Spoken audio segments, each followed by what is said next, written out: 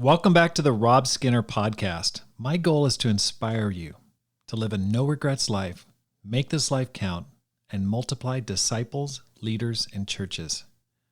Today I'll be reading from my book, Courage, How to Make This Life Count. You can find this book by going to Amazon, typing in Rob Skinner in the search bar.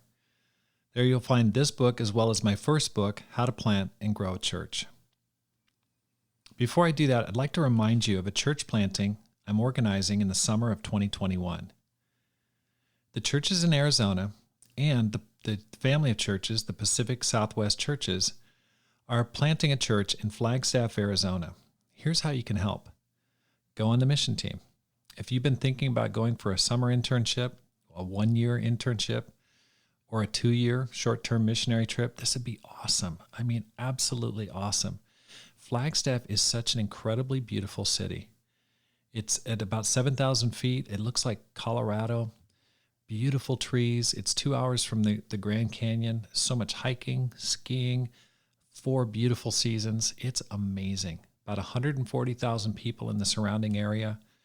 It's absolutely phenomenal. It's about 2 hours north of Phoenix and 4 hours north of Tucson.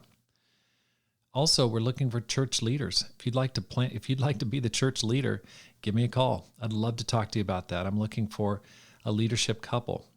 Ideally, someone in their 20s who's either married or engaged or can be dating, but someone who's really eager to make a difference. Third thing, you just pray for the team. I'm forming a prayer team, people that are dedicated to putting in about half an hour of dedicated prayer for the Flagstaff planting. And then you can also support the team. All you have to do is just reach me at rob@Tucson Church of Christ, or you can go to my website, robskinner.com, and just reach out to me. I'd love to talk to you about this planting. I'm totally pumped up about it. Pam and I are going to go there this next summer. We're going to train the leader, then we're going to go there and spend from 1 to 3 months this next summer building family, building a team, just building the excitement. And then in September of 2021, we'll have a big inaugural service where we have all the churches gather from Arizona for the kickoff.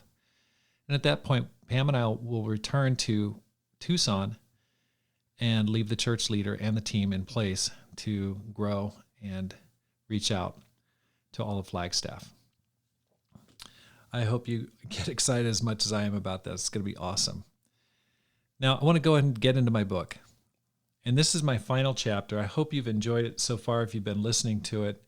I hope you've absolutely enjoyed it as much as I have. It's been a lot of fun to reread it. Final chapter, Courage to Act. Just do it. Just do it. We yelled up to Todd. He looked at us, looked down at the water 15 feet below, and then walked away from the edge. On a break from college classes, a few old high school friends and college buddies gathered at Deer Creek Falls near Grass Valley, California, where I grew up. It was a perfect swimming hole with solid granite boulders and clear water below. The jump-off point overlooked a 10-foot deep swimming hole with shimmering blue-green mountain water. We all jumped off except our friend Todd. We chanted together, "Todd, Todd, Todd." He stared down, looked around, nodded his head, started to move toward the edge, then he backed off, taking deep breaths while he leaned over with his hands on his knees. Many of us have found ourselves in situations like Todd did that day. We know what we want to do. We see how it would be either fun or beneficial. Our friends or family are surrounding us, encouraging us, and telling us we can do it. But fear paralyzes us. We can't seem to act. This ability to act in the face of fear is at the heart of what it means to live a meaningful life. Your life is defined by the actions you take, not by the intentions you treasured. This truth is universal. As the Buddha said, "My actions are my only true belongings. I cannot escape the consequences of my actions. My actions are the ground upon which I stand." Paul shared the same idea when he wrote, "Make no mistake, God can't be mocked. What you give is what you get. What you sow, you harvest." That's Galatians 6:7. It's all about what you do, not what you think. We have to translate our dreams and desires into concrete, measurable actions. As Teddy Roosevelt said, get action, do things, be sane. Don't fritter away your time. Create, act, take a place wherever you are, and be somebody. Get action. Like it or not, your actions define your life and shape your destiny. Ask God to give you the power to act despite obstacles, resistance, and fear. Honor your dreams and prayers. You were created by God for a reason and with a particular skill set. The dreams and aspirations that you've harbored and still lurk in the recesses of your mind are meant to be drawn into the light. You don't need anyone else's permission to turn your dreams into reality. You don't need to keep quiet because it might upset someone. I love Emerson's advice from Self-Reliance. Speak your latent conviction. Else tomorrow, a stranger will say with masterly good sense precisely what we have thought and felt all the time, and we shall be forced to take with shame our own opinion from another. How long are you going to wait and say to yourself, I knew that already. That person's taking my idea. You will only have yourself to blame for not having the courage to act and to speak what God has placed inside of you. It will cost you. It may cost you friends, family members. You will make mistakes. You will say things wrong, awkwardly, discordantly, but you will have spoken your mind. You may be misunderstood, but as Emerson says, to be great is to be misunderstood. Jesus was misunderstood. Your actions and words will create confusion and spark judgment. The only judgment you should fear is that of God when He asks you why you didn't step forward in faith to bring out what He puts in you. Remember, it's not the things people did that they regretted, it's the things they didn't do or say. Don't listen to the voice of cowardice and fear. During the Battle of Bull Run at the beginning of the Civil War, Southern General Thomas Jackson rode his horse up and down the front lines of the fight, encouraging his men. When the Union soldiers attacked, he waited, fully exposed, as the soldiers drew near.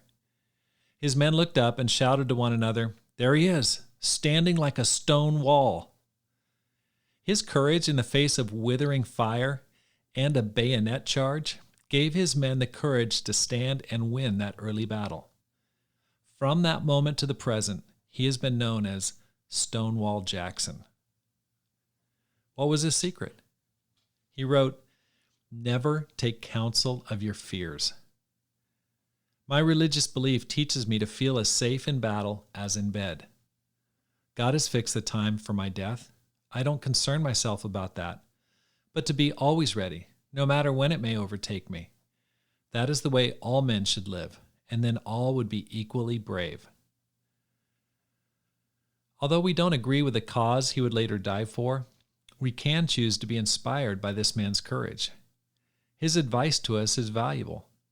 Don't listen to the voice of fear that wells up within all of us. God is in control of our lives. We will die when God calls us and not a moment earlier. In the meantime, we are called to live with peace and confidence. My friends and I enjoyed a great day at Deer Creek Falls that early summer day in the mid-'80s. We swam, talked, and enjoyed the freedom of youth. We encouraged, yelled, pleaded, reasoned with our friend Todd to jump into the perfectly clear pool of water. Over and over again we shouted, "Just do it!" Todd never did. God is calling you to do the same with your life. He's shouting, "Just do it!" You can choose to live a life filled with courage and free from regret. I hope you'll push past your fears and take that leap of faith. Gut check. Using the following list as a prompt, write down at least one thing you've decided to accomplish in the following areas: spirituality, outreach, relationships, money, career, health and fitness, fun and adventure, bucket list items. Thank you so much for taking the time to listen to Courage, How to Make This Life Count. If this book's encouraged you, I'd like to ask you a favor. Please order it on Amazon and tell your friends about it. Talk to your ministry leader about it. Spread it around. I'd like this to get out to as many people as possible. It's absolutely critical to develop courage, especially during this time of COVID when there's so much fear that's rampant. Let your friends and family know. You can find this book on Amazon. Just type in Rob Skinner. You'll see my 2 books come up. This book, as well as my first book, How to Plant and Grow a Church. I'd like to ask you to keep praying for the church planting in Flagstaff, Arizona in summer of 2021. I really hope you've enjoyed this program today, and I hope that you'll keep joining me on the Rob Skinner podcast. My goal is to inspire you to make this life count, to live a no-regrets life, and to multiply disciples, leaders, and churches. Have a great day, and make this life count.